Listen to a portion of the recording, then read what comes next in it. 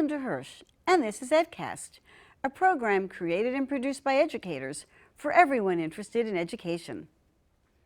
My guest today is internationally renowned poet, novelist, and scholar, Meena Alexander. A native of India, she has published several volumes of poetry, including the recent atmospheric Embroidery. She is a Guggenheim and Fulbright Fellowship recipient and distinguished professor at the CUNY Graduate Center and Hunter College. I visited with Meena Alexander for a conversation about the creation of poetry and poetry's ability to transport and transform. Join us as she reads from her work and discusses the value of poetry in today's world. Coming up now on EdCast.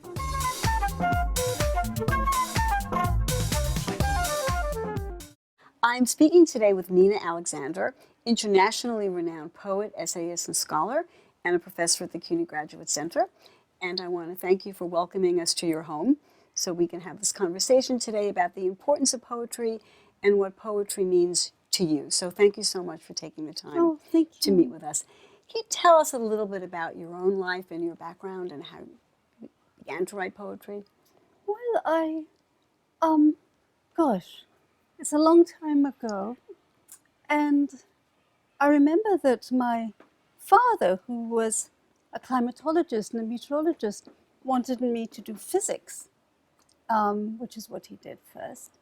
And my mother's father wanted me to be a doctor, very Indian. And my father's father wanted me to be a lawyer like himself.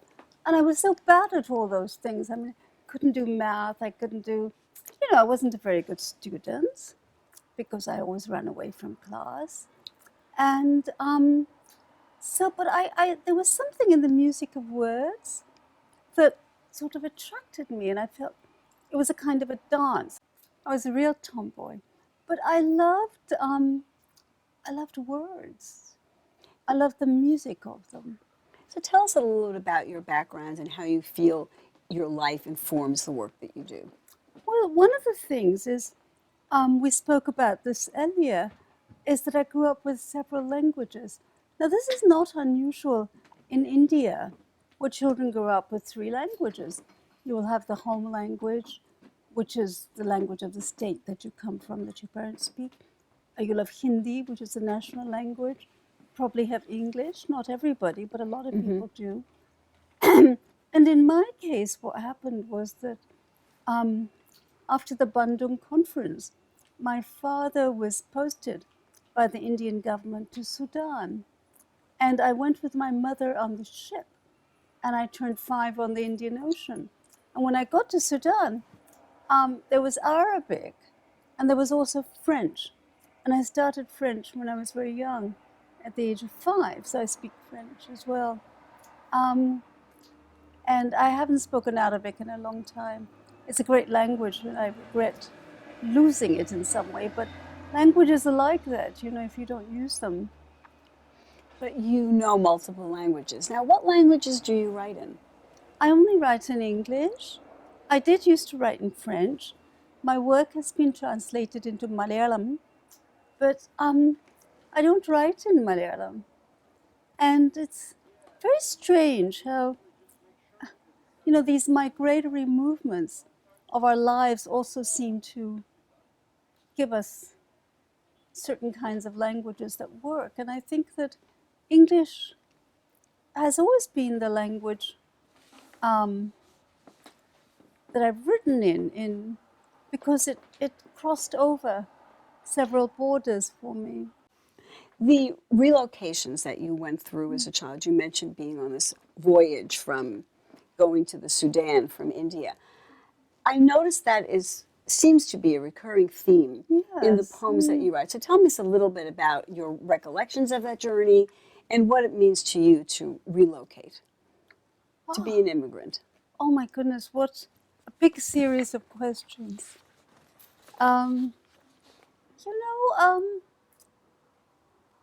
It's funny, I suppose there's some things in our lives we don't really get over. We keep returning to them. And I think that big voyage when I was 5, I turned 5 on the ship, on the Indian Ocean, in between 2 countries. And I think that betweenness always marks the migrant. that you always carry the other country with you, or the other place, or places, or languages. You don't lose them. They might get covered over for a bit. You might go out on the street and you might think, well, why don't people see that in me? But no one does, because it's hidden. But you know it's there. You know what's there, but it's underneath.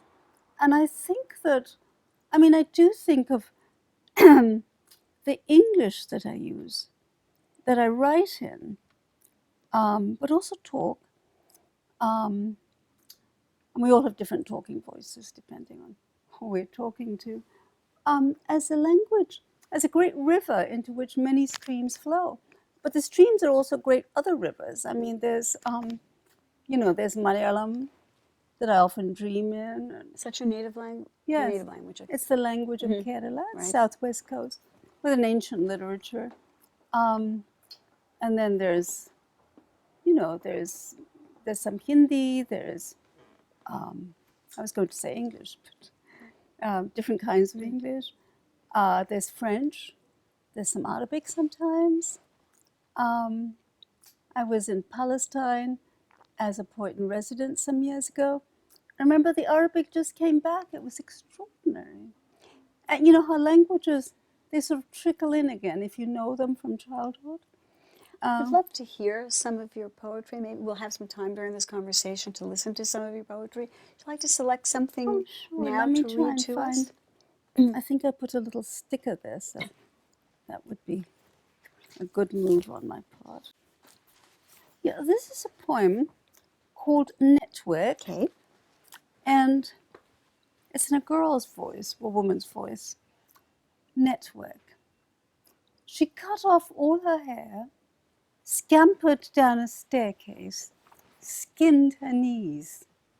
Years later, she pinched herself awake, hearing words in a foreign language, books she longed to read, smudged with sunlight. Broadway and 113th Street, she whispered to herself.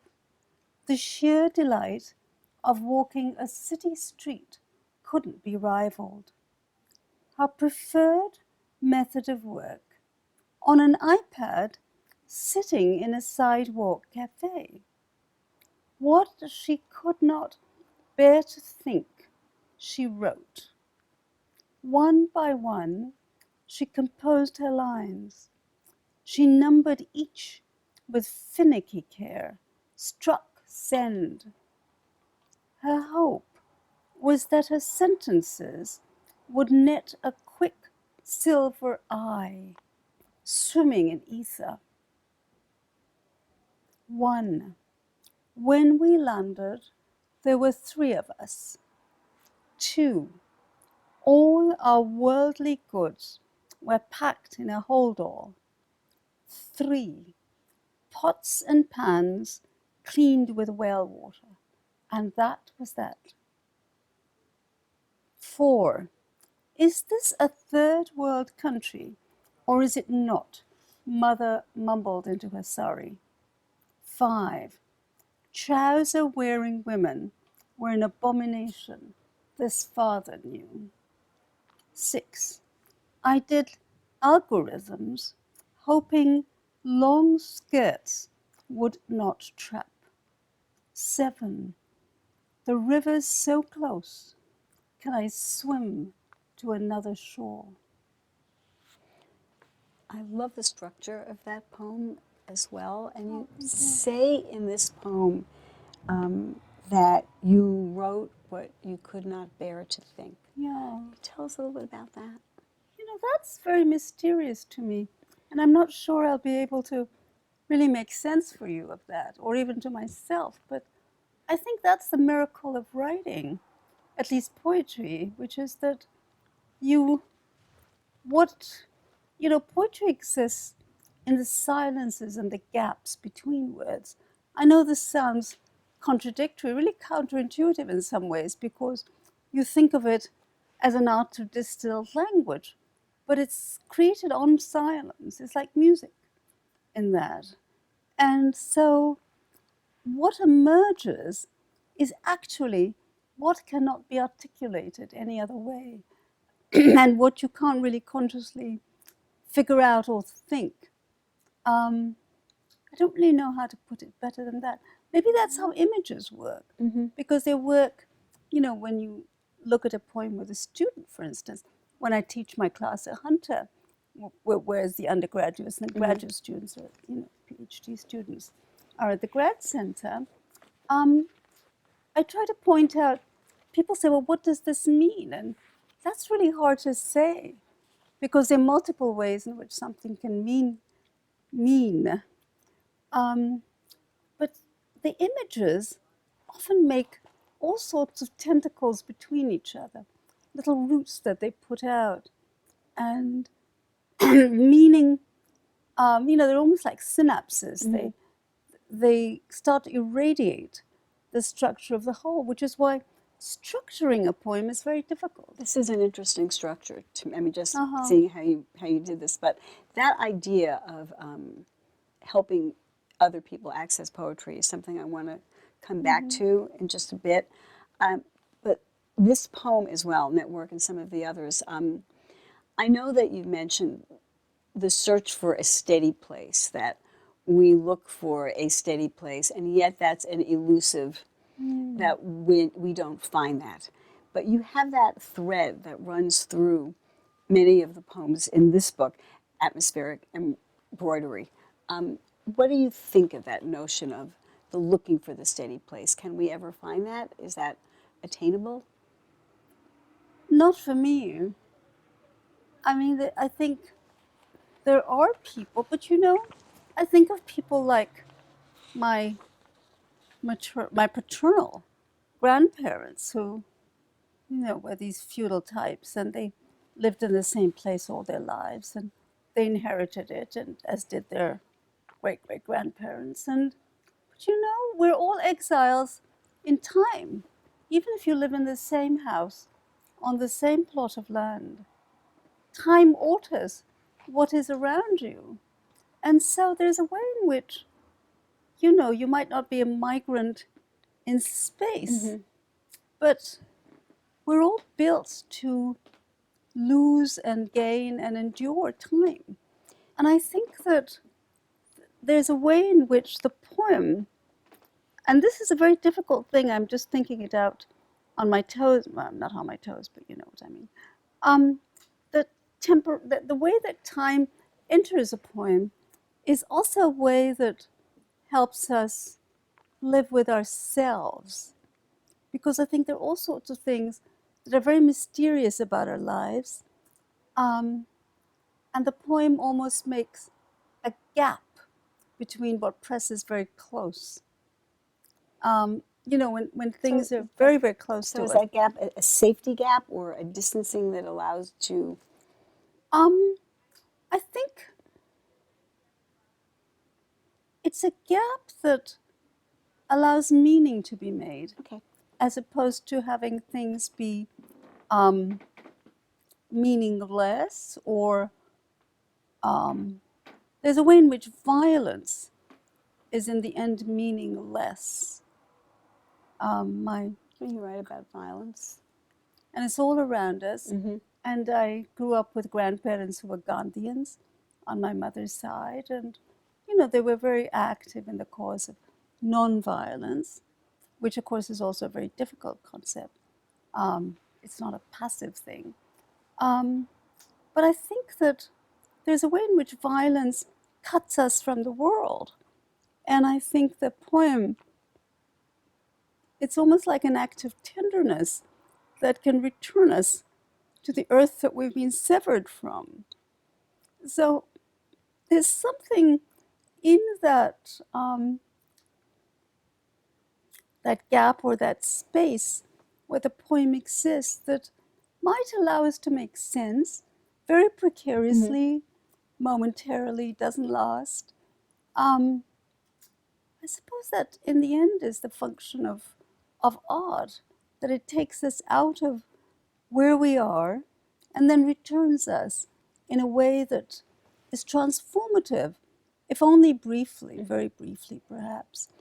Um, and we carry it with us. Taking some of the metaphors that you've even been talking about, border crossing. I mean, obviously there's the literal border crossings that you made as a child from country to country, but you've also crossed borders as a poet. Um, can you tell us a little bit about what that means to you? I know as you see yourself as a woman of color, as a poet, what are the borders that you feel you've had to cross to even to do the work that you do? Oh, that takes a lot of All right. excavation. But yes, I mean, I think You don't have to that dig all the way down, but I think that some. I mean, I started, and I remember, first of all, the choice of language. Um, English seemed very natural to me, but just some years ago, I was in India. I was invited as a national fellow, and but there was a very senior writer who wrote in one of the Indian languages. There's very great literature in the Indian languages, and he said, "Oh, we like you and we love your work, even though you write in English." So I said, maybe in my next life I'll write in Malayalam, you know. And I think this choice, one is always criticized in some way or the other for the choice of language, because it's thought that language is identity. And it's partly, but a global language like English has so many words impinging on it. You will have African writing, Caribbean writing, Indian writing, Singapore writing. we have multiple identities anyway. Yes, So and American, I mean, the whole world of American writing, which was a revelation to me. And I think when I came to the United States, it was very liberating for me, because I felt that English was broken free. This is Walt Whitman's English, and Whitman was a great influence on me. And not so long ago, I went to Germany to give a keynote on and read my own stuff also on Whitman, Whitman's writing.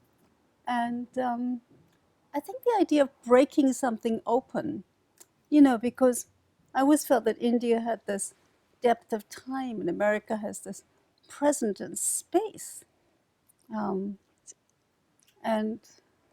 I was sort of trying to juggle that in my head. Coming here, I had to encounter race, which I did not know in that way, because I hadn't been exposed to it. Though I'd lived in Europe, it was different in those days because I was a student. And in India and in Sudan, I passed as whatever the compact majority was. So I think that was difficult. And then I discovered the whole world in New York of multicultural feminism, which was important to me. And I think that was also the time I had my children. And so there was a whole piece of the feminist movement that came into my writing, though it had already been there from India, where I'd been involved with feminism and activism in that way. And so then I think the struggle, the borders one crosses, for each poem that you make, each line that you make, you cross a border. And it's a hard thing because you can't take anything for granted. I feel that each poem that I write is a new beginning. And I haven't really learned anything. I mean, maybe I have, but I probably have, but not consciously. And that I just have to start afresh. It's not like building, a cathedral. It's like, I don't know, it's not like building a huge structure. It's like starting a new plot of land, almost. could we hear another one of your poems? Sure. Maybe I'll read a section or two of Indian Ocean Blues, since we were talking about that. And this was the poem that was inspired by your journey as a young child? Yes. It's in many sections, so I'll just read a few of them. And it's called Shook Silver.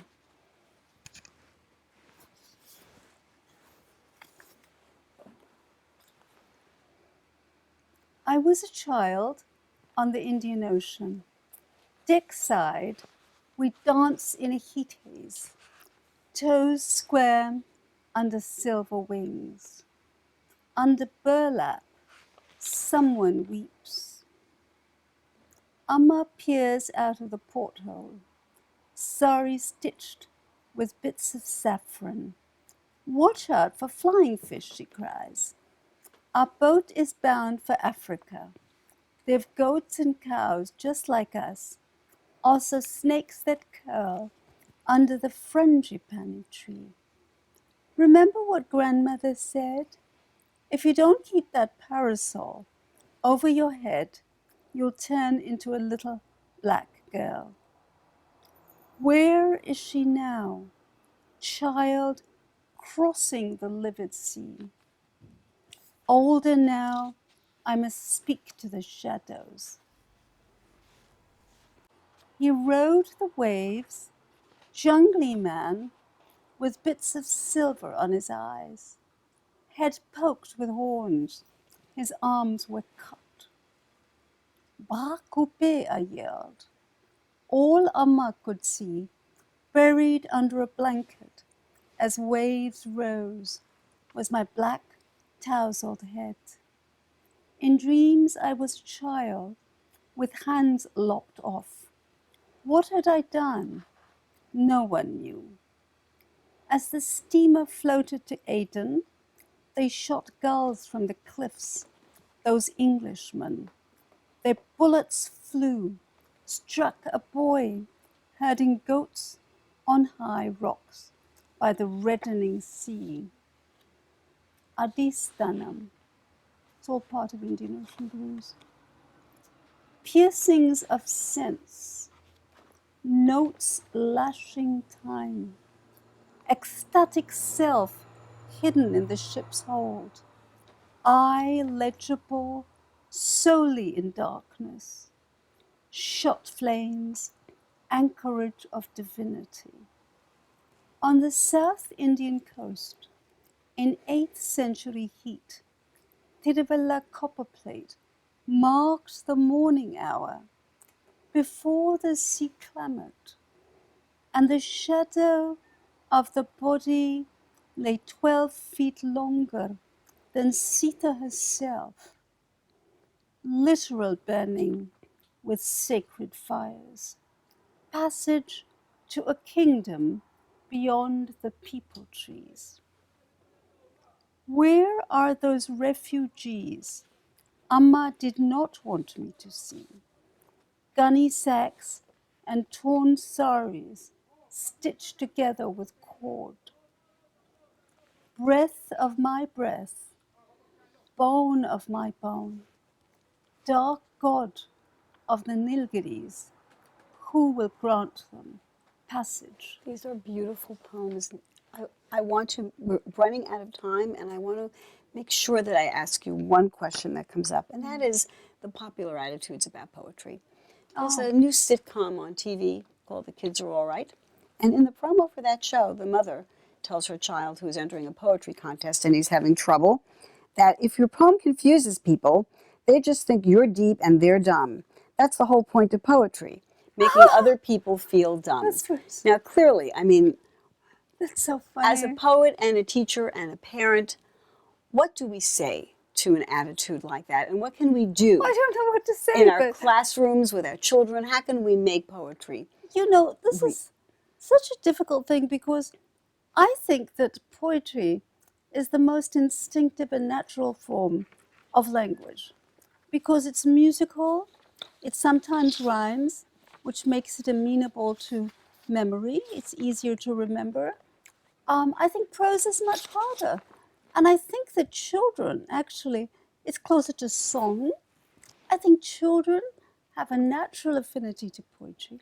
I think we don't teach it well. We teach people to be scared of it because we say it's deep, there's something you don't understand.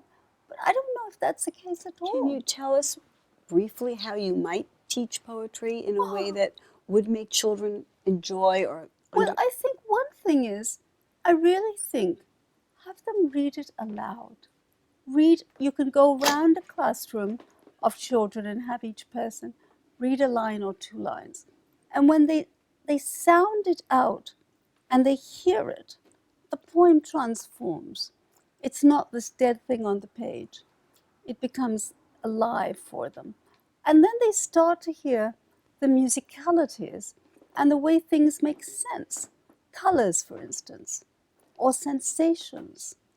And this is all, in many ways, I think, much closer to the body and then the kinds of ratiocinative narrative lines that we sometimes draw in prose. Not always. Do you worry that you might be misunderstood as a poet?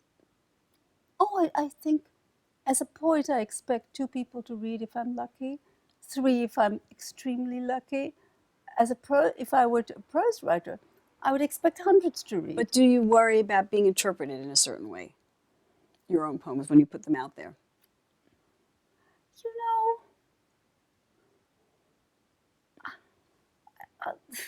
I think that's something I've tried to grow Because more than 2 beyond. people read your poems. You know, this is something, when you write something like that, it's like having a child. You can't control. I mean, you might like to.